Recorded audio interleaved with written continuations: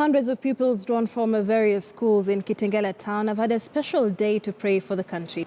The pupils who came together at Covenant International Church Kitengela joined together and appealed to leaders and Kenyans to value peace and unity during this electioneering period.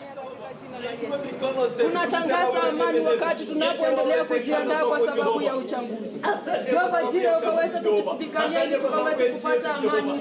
Kila shule tunahitaji amani. Tunahitaji ushirikiano Jehova. Asante kwa sababu ya wazazi wetu Jehova. Asante kwa sababu amani katika nchi yetu. Tunakataa kila mafarakano. Tunakataa kila vita. Tunakataa ukabila. Tunakataa kila aina Jehova. Tunakataa ukabila ya kila aina katika. Tumekuja huku kama wanagenzi kuombea nchi yetu, taifa letu, ili taifa letu liwe na amani. Wakati wa uchaguzi huwa kuna uonga sana, mtafaruku pale na hapa.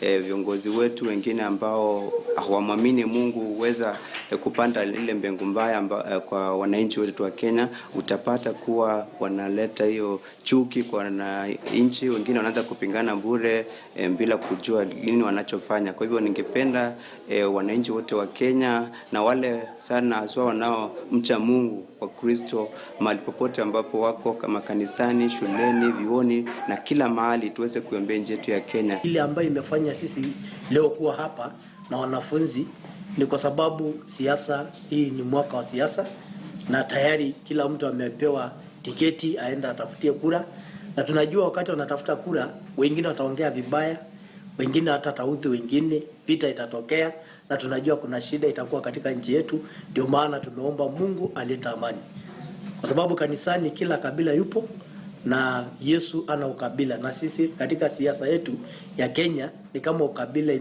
imekuwa nyingi sana. Kwa hivyo tunaomba Mungu atusaidie.